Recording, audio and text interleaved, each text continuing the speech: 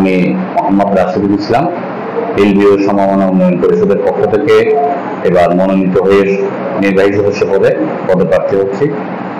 আর আমি হিলভিউবাসীর এই প্রথম আমি ইলেকশনে অংশগ্রহণ করতেছি এবং সেটাতে আমি হিলভিউবাসীর প্রত্যেকটা উভয় প্যানেলের আমি সফলতা কামনা করি।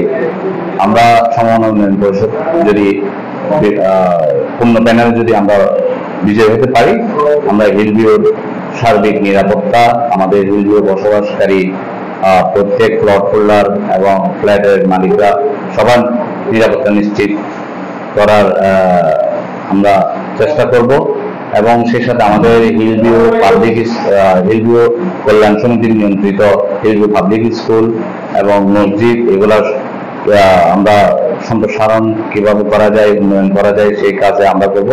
আমাদের সবচেয়ে চ্যালেঞ্জিং বিষয় হচ্ছে হিলভিউ খাজনা বিষয়, যেটা জটিলতা হয়েছে ওইটাও আমরা সমাধান করার চেষ্টা করব। এটা আমরা করে আমরা হিলভিউ স্কুল নিয়ে আমরা পূর্ব হিলভিউ স্কুলের যে এখন 3 তলা ভবন আছে এটা আমরা 6 তলা ভবন নির্মাণের কাজে হাত দিব এবং সেই সাথে আমরা আরেকটা 6 তলা বিল্ডিং করার অনুমোদন শিক্ষা মন্ত্রণালয় থেকে অনুমোদন চেষ্টা করে যাব। যেহেতু আমাদের পরিষদ নির্বাচন পরিষদ আমাদের কল্যাণ সমিতির পরিষদের 2 বছর আমরা যতটুকু পারি আমরা হিলভিউর স্বার্থে আমরা এই কাজগুলো করে যাব। আমাদের প্যানেল আবু ইউসুফ চৌধুরী হেলাল ভাই এবং অ্যাডভোকেট জহুরুল আলম ওনার নেতৃত্বে সমবায় উন্নয়নের আমরা সফলতা কামনা করি। আর আমরা মসজিদটাও আমরা যে কাজগুলো চলতেছে এগুলো আমরা চলমান আমরা করে যাব। একটা মডেল মসজিদ নির্মাণের আমরা চেষ্টা করব। আপনার হিলভিউবাসীর আরেকটা দাবি আছে আমাদের, সেটা হিলভিউর প্রত্যেক যে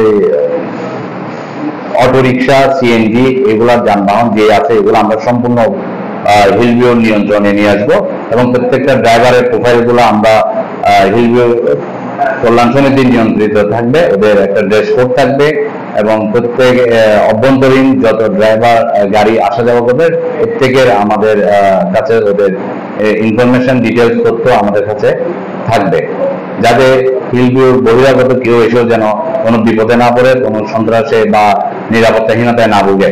আমরা হিলভিউকে একটা সুন্দর সুষ্ঠু পরিবেশ এবং সুন্দর আবাসস্থল হিসেবে আমরা দেখতে চাই, এটা সবার প্রত্যাশা করি। আমার জন্য দোয়া করবেন। আমি সদস্য পদের ব্যালট নম্বর 2-এ আমি নির্বাচনে অংশগ্রহণ করলাম। আপনাদের সকলের সুস্বাস্থ্য কামনা করে আমি আমার কথা এখানে শেষ করলাম। আসসালামু আলাইকুম।